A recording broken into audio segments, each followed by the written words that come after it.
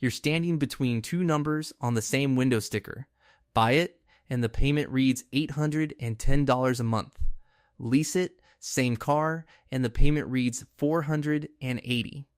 Same vehicle, same keys, same feeling driving off the lot. A $300 a month gap for what looks, on the surface, like an identical decision.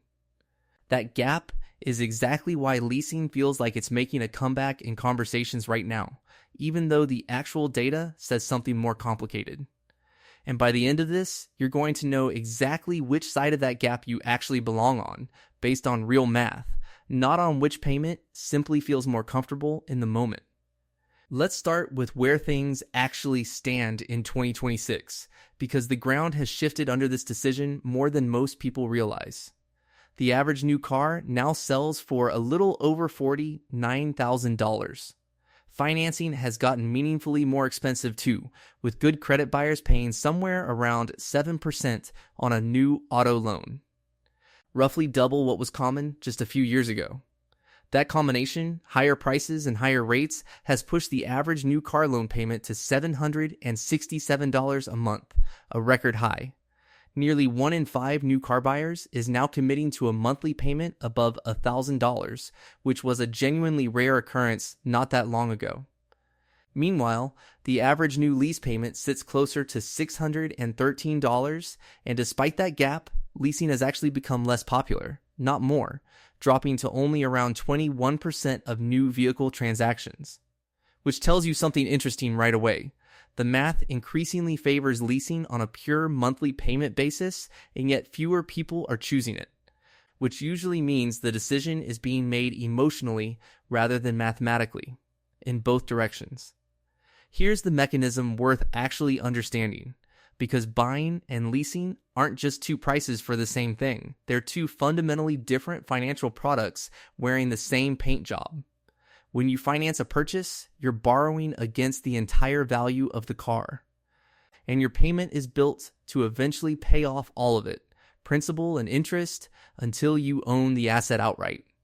When you lease, you're not borrowing against the car's full value. You're only paying for the portion of the car's value you're expected to use up during the lease, meaning the difference between what it's worth today and what it's projected to be worth when you hand back the keys.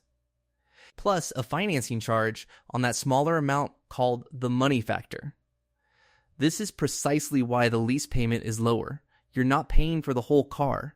You're paying rent on its depreciation. That distinction is also exactly why the two paths end up in completely different places. Let's actually run the comparison over a realistic 9-year window, because that's usually where this decision actually gets decided, not in month 1.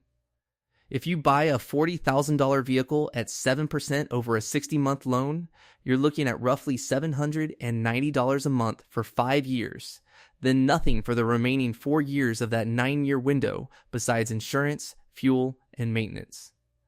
Total payments over 9 years, right around $47,400, and at the end of it, you own a car that's still worth something, typically somewhere in the range of $10,000 to $14,000 depending on condition and mileage. If you lease that same category of vehicle instead, at roughly $500 a month.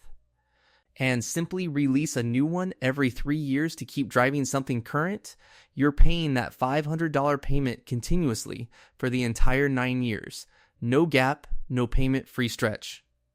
Total payments over 9 years land close to $54,000, and at the end of it, you own nothing. No asset, no equity, just the option to sign another lease. Run those two paths side by side, and buying wins by a fairly wide margin over the long run, which is exactly why the traditional advice has always leaned toward buying. But that comparison only tells the truth for one specific type of person, someone who keeps vehicles a long time and drives a fairly average number of miles. Change either of those two variables, and the entire calculation flips. If you're someone who trades in or upgrades every 3 to 4 years no matter what, the buying math above never actually plays out, because you never reach the payment-free years that make ownership worth it. You just keep buying new cars, financing most of the value each time, while quietly absorbing depreciation on cars you never intended to keep long enough to pay off. which is close to the worst possible version of car ownership financially. For that specific person, leasing isn't the compromise. It's actually the more honest, more cost-effective version of the exact behavior they were already going to do anyway. Mileage is the other variable that changes everything, and it's the one people underestimate most. Standard leases cap you around 10 to 12,000 miles a year, and going over triggers a per-mile penalty that can run 15 to 25 cents a mile. Drive 20,000 miles a year, which is completely normal for a long commute or a lot of weekend travel, and that overage alone can add well over $1,000 at lease return, quietly erasing a big chunk of the monthly savings that made leasing attractive in the first place. If that's your mileage pattern, the lower lease payment is, in a very real sense, an illusion that gets corrected the day you turn the car back in. There's a layer underneath both of these numbers that almost nobody negotiates, and it's worth understanding regardless of which path you choose. On a lease, 3 separate numbers determine your payment. The selling price of the car, called the cap cost, which is negotiable exactly like a purchase price, even though most people never realize that and simply accept the number the dealer presents. The residual value, meaning what the car is projected to be worth at lease end, which is set by the manufacturer's finance arm and is not really negotiable, but does vary significantly between models since some vehicles hold their value far better than others. And the money factor, the lease's version of an interest rate, which you can convert to something you can actually compare by multiplying it by 2,400. A money factor of 0.0015, for example, works out to roughly 3.6%. which you can then hold up directly against whatever loan rate you'd qualify for on the buying side. Dealers routinely mark up the money factor above what the manufacturer actually charges, the same way they mark up loan interest rates.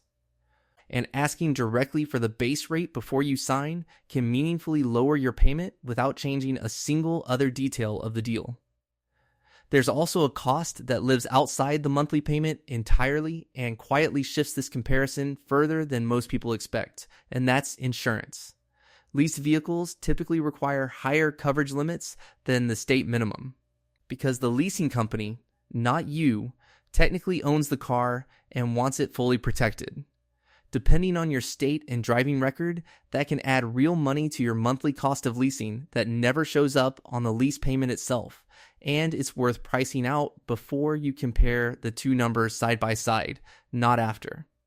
There's also a cost specific to right now, in 2026, worth naming directly, because it didn't exist in most previous versions of this conversation. Vehicle technology, particularly around electrification and software features, is changing fast enough that a car bought today can feel genuinely dated in battery range, charging speed, or driver assistance capability within just a few years. For buyers specifically interested in staying current with that kind of fast-moving technology, a 3-year lease functions almost like a subscription, letting you step into the newest version of that technology on a predictable schedule instead of being locked into whatever existed the year you bought. So here's the actual framework, stripped of the marketing on either side. If you plan to keep a vehicle 7 years or longer, drive a fairly typical mileage, and would rather build equity than pay indefinitely, buying wins clearly, especially once you factor in the payment-free years most buyers eventually reach. If you consistently upgrade every 3 to 4 years regardless of what you tell yourself in the moment, drive within a normal mileage range.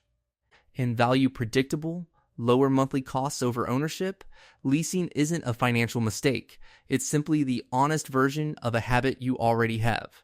And if you drive well above the mileage caps, buying is almost always the right call regardless of your upgrade preferences, because leasing's biggest advantage disappears the moment the per-mile penalties start adding up.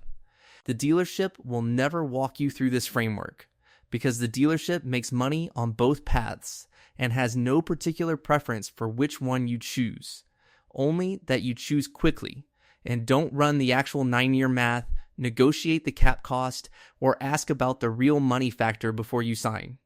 That math is the part worth doing yourself, before the payment on the sticker becomes the only number in the room. Subscribe if you want the next video, where we run this exact comparison for electric vehicles specifically, because the numbers change in some genuinely surprising ways once battery degradation and tax incentives enter the picture.